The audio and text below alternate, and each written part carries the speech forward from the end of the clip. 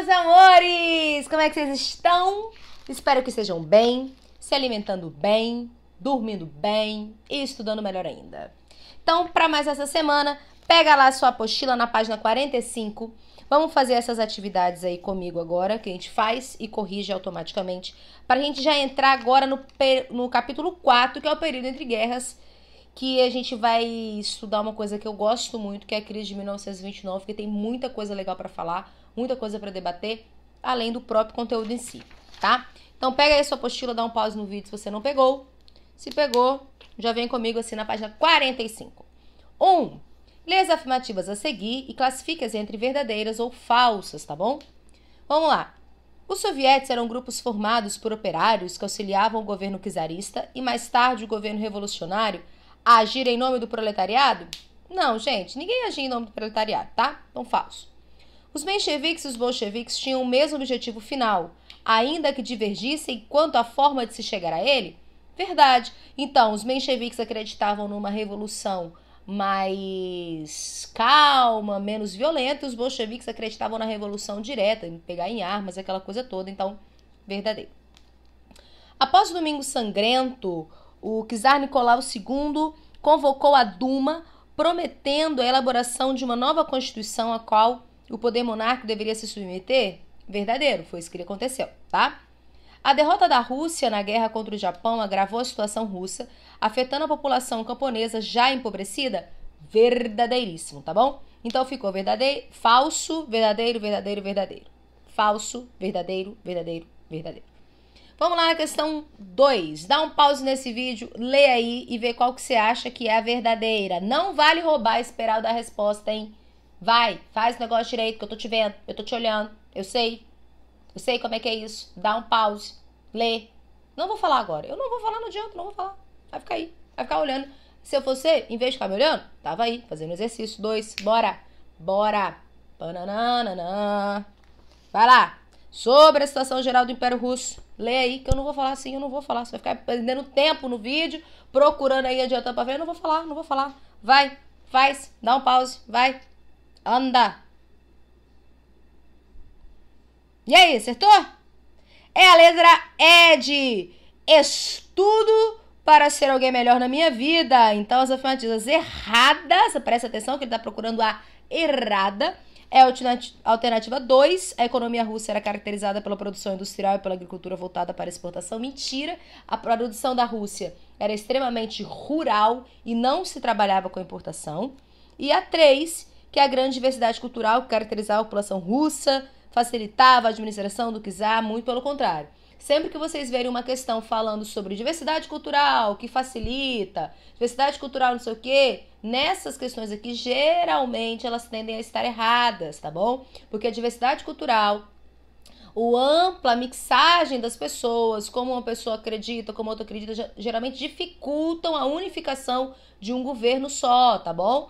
Então, um governo ditatorial ou czarista, como era lá na Rússia, essa diversidade de culturas ou de povos e tudo mais, isso dificulta, tá? Não facilita, ao contrário. Prestem sempre atenção nisso aí. O 3 é para vocês fazerem bonitinhos aí na casa de vocês. Vira a página 46. Eu quero que vocês expliquem lá para mim, na questão 4, também dando pause nesse vídeo, o que era a Duma, os bolcheviques e quem eram os mencheviques. Gente, a Duma é fácil, que era o parlamento russo, tudo bem? Então aí não tem grandes coisas. Eu quero que você me explique um pouquinho aí o que era a Duma. Para pensar. O que era a Duma? Nossa, eu tô com dificuldade. Pausa, vê os vídeos de novo, dá uma leiturazinha lá na sua apostila e responde aí, por favor, hein? Pelo amor de Deus. Não me mata do coração. Bolcheviques. A gente já sabe que eram os integrantes do Partido Operário, que era aquela ala mais violenta do processo de revolução russo, tudo bem? E os mencheviques era aquela área mais tranquila, fazia parte do Partido Operário também, mas que detinham uma outra estratégia para se chegar ao poder, para tirar o czar do poder, tudo bem?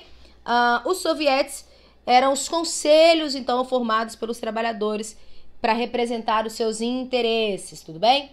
Então, não se esqueçam disso. Vamos lá para a questão 5. A abolição do princípio da propriedade privada, a estatização dos meios de produção e a assinatura de um tratado de paz com a Alemanha marcando a saída do país da guerra, foram as principais medidas adotadas na Rússia por quem retirou a Rússia da Grande Guerra, gente? Pensa aí, quem chega ao poder depois de Nicolau? Aí, já eliminei uma pra você não ficar meio doido. Quem dá o martelo aí? Ele mesmo, Lênin, meu amor. Então a letra E de estudei pra caramba, vou passar no Enem deste ano ou do ano que vem, qual que eu for fazer. Não sei como é que a pandemia vai fazer com a nossa vida, né? Mas o importante é que eu tô sabendo. 6.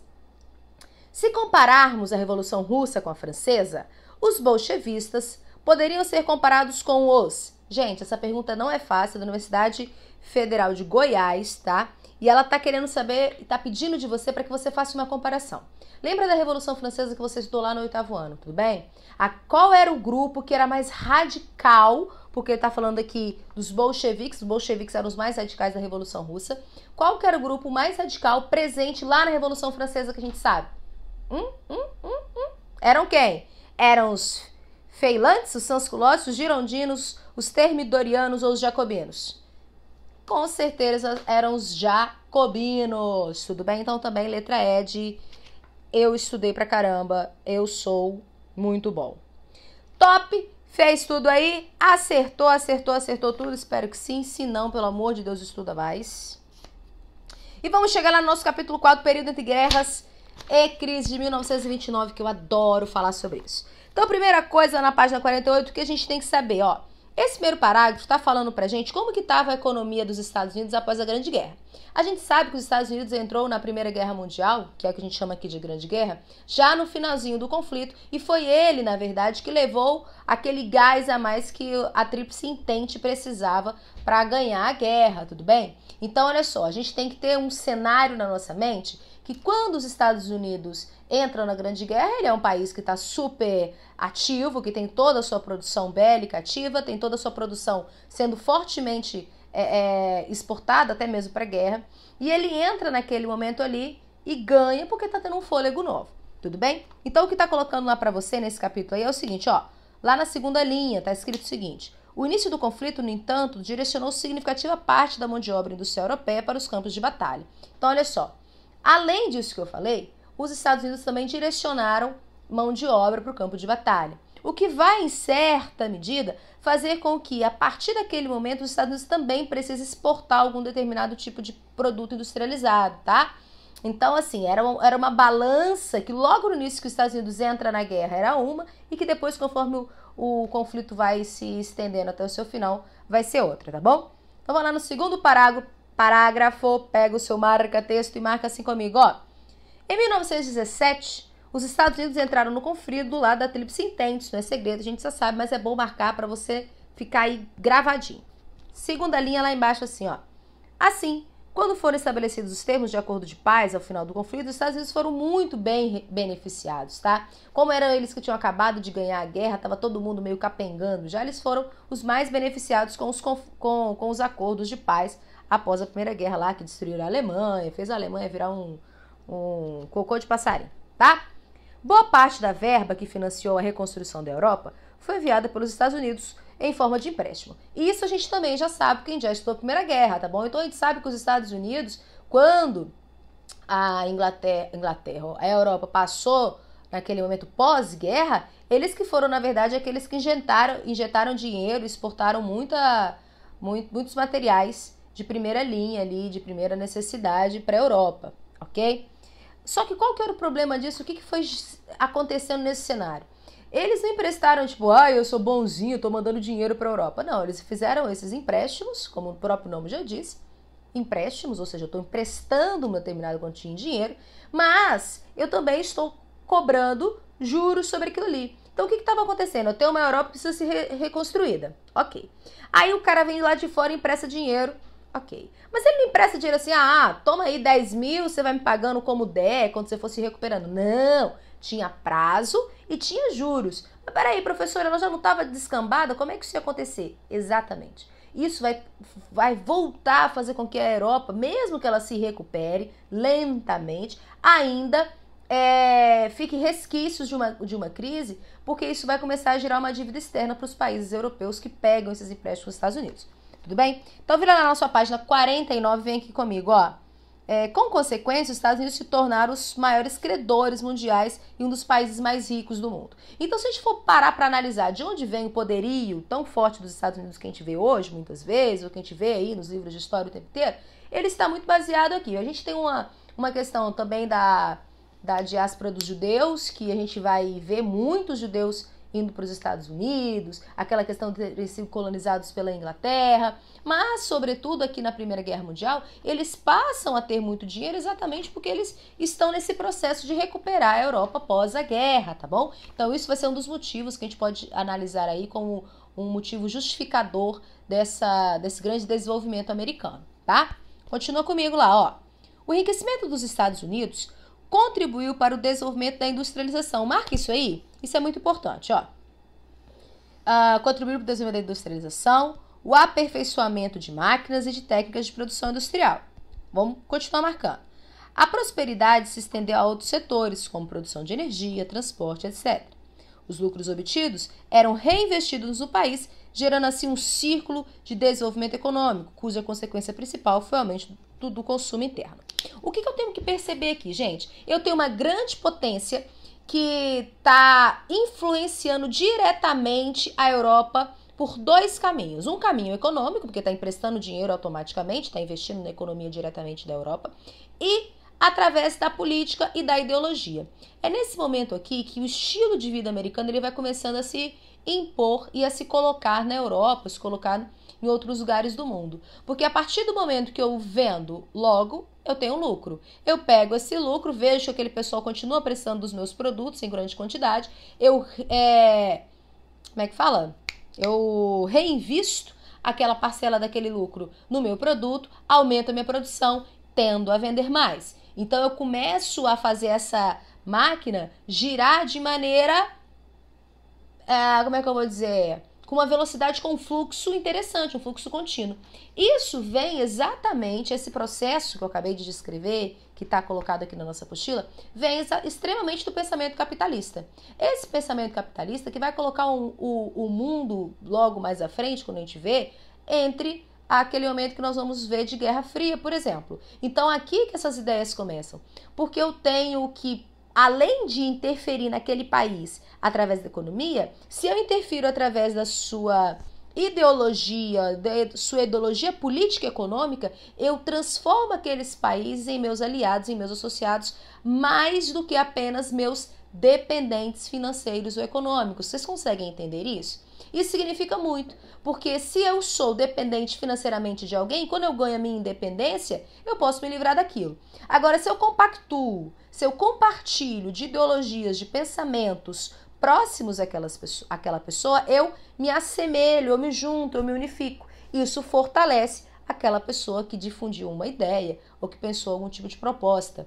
Tudo bem? Então, nesse momento aqui, a gente passa a entender dois pontos. Aquilo que vai gerar a crise de 1929, que é uma crise de superprodução, ou seja, a Europa precisando de muito produto, importando muito, Estados Unidos produzindo muito, reinvestindo em produção, exportando demais, só que sem analisar se a Europa está se reerguendo ou se ela está só simplesmente consumindo. Porque o que vai acontecer, na verdade, é que a Europa consome, mas ao mesmo tempo se ergue. Consome, importa dos Estados Unidos, pega dinheiro emprestado, mas ao mesmo tempo dá um jeito de se organizar aí para que ela consiga sair dessa dependência. Então, a crise de superprodução, a crise de 1929, vai ser uma crise datada ou dada exatamente por esse processo em que eu produzo muito mais do que eu tenho capacidade de consumir, ou que o mercado tem capacidade de consumir, de pegar aquilo que é produzido, e por conta disso eu entro num buraco sem fundo, porque se aquilo que eu investi não me volta, fica parado, eu perco todo aquele investimento, eu não consigo pagar funcionário, eu não consigo pagar fornecedor, e então faz com que aconteça um crash, aconteça uma quebra ou uma queda nas bolsas de valores, tá? Então, eu dei uma resumida aqui, coloquei um cenário, mas vamos ver mais detalhadamente, tá bom? Vem comigo assim lá no terceiro parágrafo, aliás, no segundo parágrafo, né? do lado desse carrinho bonitinho aí, ó. O intenso processo de industrialização estadunidense trouxe crescimento econômico com queda crescente dos índices de inflação e desemprego. Então, olha só, então tem um cenário, olha, veja bem, eu tenho um cenário muito positivo para os investidores. Eu tenho, olha, marca aqui comigo, vem cá, marca aqui, ó. O intenso processo de industrialização estadunidense trouxe crescimento econômico com queda crescente dos índices de inflação e desemprego. Então, peraí, as pessoas olhavam para os Estados Unidos e pensavam assim, nossa, meu Deus, tá tudo muito bom, está indo de vento em polpa, vamos seguir. Eles não pensaram assim, nossa, tá tudo muito bom, tá de vento em polpa, mas vamos fazer um planejamento para ver se isso vai continuar assim mesmo? Nós estamos saindo da guerra, gente, calma. Não é assim. Eles não agiram com cautela, eles agiram com entusiasmo. E isso que vai gerar crise, tá? Continua comigo aqui, ó. Em uma sociedade sem inflação, com pleno emprego, as pessoas compravam mais, estimuladas pelas facilidades de crédito. Produtos de consumo até então acessíveis apenas para as pessoas mais ricas, como carros, telefones, geladeiras, rádios, entre outros, popularizaram-se na classe média. Quer dizer, aquilo que até então era bens de consumo só de quem tinha muito dinheiro, passou a ser bem de consumo de pessoas normais, vamos dizer assim. A galera que estava na classe média, então estava todo mundo atordoado de felicidade. Então, o que eu quero que você faça? Que você faça uma chavinha aqui no lado, aqui assim, ó. Ó. Uma chavinha aqui do lado. Porque isso aqui vai mostrar para você o seguinte, ó. Como estava a sociedade americana antes da crise de 29, tá? Então eu quero que você escreva aqui do lado, ó. Sociedade americana antes, escreve aí junto comigo, da crise de 29. Isso aqui é importante você saber, tá? Continua comigo aqui, ó. A economia aquecida estimulava o consumo diante da grande oferta de mercadorias. Esse traço se acentuaria a partir da década de 1920. Gente, peraí, não tá tão longe da gente não, né? Para pra pensar. Minha mãe nasceu em 1950, por exemplo, então não tá tão distante da gente. É uma história recente, tá? A ponto dessa sociedade ser conhecida como sociedade do consumo, ou seja, mostrou-se naquele momento ali que, olha só, o bom mesmo é consumir. O marketing, que a gente vai ver mais intenso ainda lá na Segunda Guerra, ele começa a ganhar uma força muito grande aqui. Por quê? Precisa se vender, além daquilo que as pessoas já estavam sentindo, vamos dizer assim, automaticamente naquele processo, precisava se vender a ideia de uma sociedade capitalista. Lembra que mais no início desse vídeo eu falei sobre vender uma ideologia ou ter pessoas que apoiam e pensam da mesma forma que você? É exatamente nesse ponto que o marketing vai entrar. Tá até escrito aqui, ó. O avanço do marketing e da propaganda, vão marcar? No final desse parágrafo, ó, eu tô aqui, ó, se você ficar um pouquinho perdido, tá beleza? Ó, o avanço do marketing, da propaganda e a grande produção industrial levaram os estadunidenses a associar felicidade e liberdade ao consumo. Deixa eu perguntar uma coisa pra você aqui. Você vê uma coisa dessa acontecendo hoje em dia? Você acha que tá mais ou menos parecido? Ou não? Eu acho que tá. A gente muitas vezes associa no nosso dia a dia felicidade, liberdade, àquilo que nós consumimos. Mas, professora, consome como assim? Gente, a gente não consome coisas materiais somente, como comprar um celular, comprar um tênis, comprar uma roupa. Não somente. A gente consome muitas vezes um estilo de vida. As roupas que nós compramos, geralmente, elas nos levam ao estilo. Por exemplo, o estilo de uma pessoa do hip hop, o estilo de uma pessoa do funk, o estilo de uma pessoa que quer parecer de uma classe social específica, às vezes o estilo como os, vamos dizer assim, os advogados se comportam. Tudo isso é prática, ou tudo isso a gente pode consumir, tudo bem? Como um estilo de vida. Por exemplo, deixa eu me ajeitar aqui. Por exemplo, se eu todo domingo faço uma social aí com os meus amigos, e se isso se torna uma prática, pode-se saber que naquele momento, aquela prática de viver uma social é um estilo de vida que eu estou consumindo. Porque, professora, mas tem gente que não vive assim? Tem gente que não vive assim. Porque esse estilo de vida, ele vem de o quê? Bebidas, por exemplo, churrasco, uma reunião com os amigos, várias fotos no Instagram. Tudo isso é consumo. Porque para que eu possa vivenciar isso, eu tenho que ter uma conta no Instagram, logo eu estou consumindo o produto Instagram. Eu tenho que beber algum tipo de bebida, eu estou consumindo a bebida.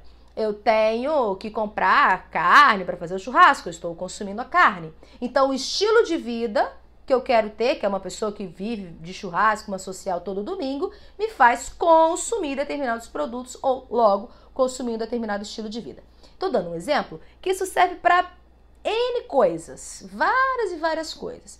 Então, nessa sociedade consumista que passa a emergir de maneira mais intensa após a Primeira Guerra Mundial, impulsionada extremamente pelo marketing americano, está presente na nossa vida até hoje, tá? Isso faz parte da nossa vida. E a gente passa a associar a felicidade, a liberdade pelo consumo. Vou dar outro exemplo para vocês, não sei se que a gente vai estudar um pouquinho mais quando a gente falar de Segunda Guerra. Mas agora eu acho que ele já cabe um pouquinho, olha só.